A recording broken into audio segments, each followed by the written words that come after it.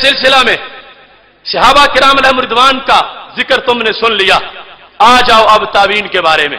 حوالے بہت ہیں مگر اختصار سے میں تمہارے سامنے بیان کرنا چاہتا ہوں۔ یہ کتاب جو میرے ہاتھ میں ہے سیر اعلام النبلاء، یہ امام ذہبی کی کتاب جو نقد رجال میں جس کو امام مانا جاتا ہے، انہوں نے اپنی کتاب کی 6 جلد میں حضرت محمد بن منقدر کے حالات جب لکھے، محمد بن منقدر کا میں عقیدہ بھی بیان کرنے لگا اور عمل بھی، کس لیے کہ صحابہ کے بعد پتہ چلے تابعین بھی وہی عقیدہ رکھتے ہیں جو آج ہم عقیدہ رکھنے والے ہیں۔ اس سلسلہ میں یہ بات بھی کان کھول کے سن لینا، آپ نہ کھولیں تو دوسرے ضرور کھول لیں۔ یہ محمد بن منقدر جو ہے، ان کو اللہ نے اتنی بڑی شان عطا فرمائی ہے، ولادت 30 ہجری ہے، کوئی دور کی بات نہیں، 30 بولو تھک نہ جانا، 30 وہ جلدی کی بات ہے، 30 ہجری نبی علیہ السلام کے وصال کے بعد بس تھوڑے سے سال گزرے۔ محمد بن منقدر صحابی نہیں تابعی ہیں، لیکن اتنے بڑے امام ہیں، حضرت عائشہ صدیقہ، حضرت ابو ہریرہ، حضرت عبداللہ بن عمر، حضرت جابر، حضرت ابن عباس، حضرت ابن زبیر، حضرت انس بن مالک، حضرت ابو امامہ، حضرت مسعود بن حکم، ان ساروں کے یہ شاگرد ہیں۔ اور پتہ استاد کس کس کے ہیں، روح ٹھنڈی ہو جائے گی۔ یہ محمد بن منقدر، چونکہ عقیدہ ان کا ذکر کرنا ہے نا، ڈاکٹر ذاکر نالائق کے لحاظ سے آپ کے سامنے یہ چند حوالہ جات پیش کر رہا ہوں۔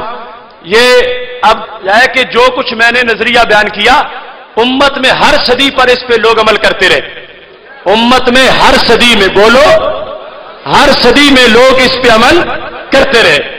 یہ حضرت محمد بن منقدر جن کی تاریخ ولادت 30 ہجری ہے اور جو حضرت امام مالک کے استاد ہیں، کن کے استاد ہیں؟ کن کے استاد ہیں؟ امام جعفر صادق کے بھی استاد ہیں اور امام اعظم ابو حنیفہ کے بھی استاد ہیں۔ وہ محمد بن منقدر جن کے علم کی فصلوں سے آج تک لوگوں کو فائدہ پہنچ رہا ہے، ان کا عقیدہ ذہبی کے حوالے سے یہ تمہارے سامنے پیش کر رہا ہوں۔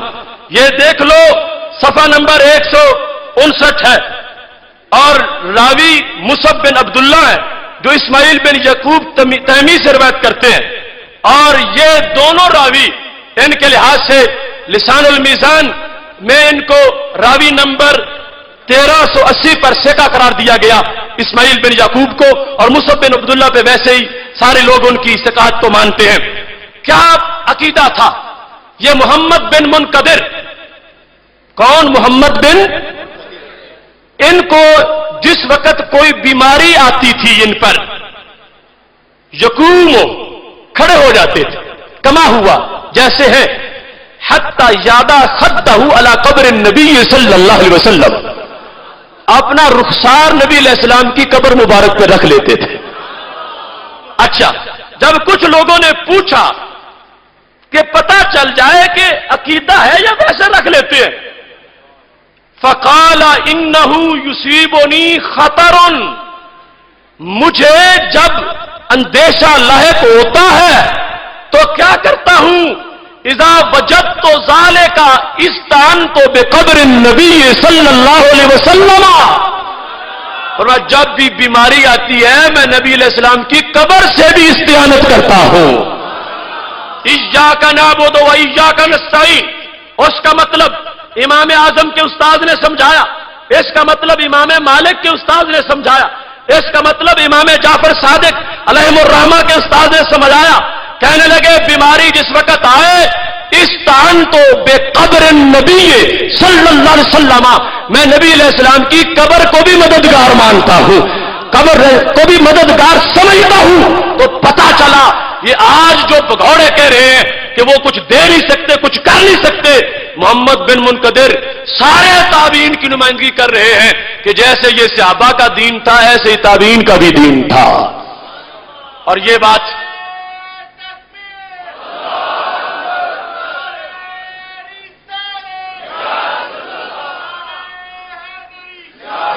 میرے بھائیوں، ادھر تو قبر شریف سے استعانت کی جائے اور ادھر اتنا بغض ہے، اتنا بغض. یہ بھی ایک ڈاکٹر ہے، پر اسرار، بیان القرآن، تفسیر اس کا نام رکھا ہوا ہے. اور لکھتا اس میں کیا ہے؟ وہ جو شعر ہے نا مشہور، خیرہ نہ کر سکا مجھے جلوہ دانش فرنگ، سرمہ ہے میری آنکھ کا خاک مدینہ و نجف. اب ہم جھوٹے ہیں، اس بندے نے لفظ مدینہ شعر سے کاٹ دیا. لفظ مدینہ بھی کاٹا، لفظ نجف بھی کاٹا، اور پھر ساتھ لکھا کہ میں جان کے کاٹ رہا ہوں. اتنی کچی توحید ہے کہ خطرہ پڑا ہوا اگر مدینہ کو مدینہ لکھا. اب دیکھو یہ ہے صفحہ 162 اور اس کی بیان القرآن حصہ اول. لکھا ہے خیرہ نہ کر سکا مجھے جلوہ دانش فرنگ، سرمہ ہے میری آنکھا خاک حجاز و حول قدس. کہتا ہے اس شعر کے دوسرے مصرے میں میں نے کچھ لفظی تصرف کیا ہے. اتنی بدبختی کہ جہاں مدینہ تھا کہ خاک مدینہ سے سمجھتا کہ شرک ضرور آ جائے گا، کہ خاک مدینہ کو اگر سرما کہا جائے تو سمجھتا ہے توحید کو خطرہ ہے، اور نجف کی خاک کو اگر سرما کہا جائے تو کہتا ہے توحید کو خطرہ ہے. اب بتاؤ ہم ان کا کیا کر سکتے ہیں؟ اتنے خطرات، اتنے خدشات، اور یہاں تک بات نہیں. برباد گلستان کرنے کو بس ایک ہی الو کافی تھا. ہر شاخ پہ الو بیٹھا ہو انجام گلستان کیا ہوگا. یہ میرے ہاتھ میں جو کتاب ہے یہ المکتب التعاونی للدعوت والارشاد، دورت منہج و دورت الحج، حج کا طریقہ اس میں سکھایا گیا سعودی حکومت کی طرف سے. اس سال جو بانٹی گئی ہے اس کے صفحہ نمبر 38 پر ایک بڑی ہی تنبیہ کی گئی ہے کہ یہ کام بالکل نہ کرنا، بچ جاؤ اس سے ورنہ تم مشرک ہو جاؤ گے. کیا لکھا ہے صفحہ نمبر 38 پہ؟ یہ لکھ دیا کہ اہم تنبیہ، قبر رسول صلی اللہ علیہ وسلم کو روزہ کہنا حدیث رسول علیہ السلام کی صریح خلاف ورزی ہے. قبر رسول صلی اللہ علیہ وسلم کو روزہ کہنا یہ دین ہے کوئی؟ قبر رسول صلی اللہ علیہ وسلم کو روزہ کہنا، روزہ کہنا کہتے ہیں حدیث کی صریح خلاف ورزی ہے. میں نے کہا کس دین کو تم نے سونگا؟ میرے نبی علیہ السلام تو فرماتے ہیں جس نے میرا کلمہ پڑھا اس کی قبر بھی روضۃ من ریاض الجنہ. جن کا خادم روزہ رکھے اس نبیوں کے سردار کی قبر کا عالم کیا ہوگا. کوئی بغض کی حد ہوتی ہے، لیکن روزہ کہنا حدیث کی صریح خلاف ورزی ہے.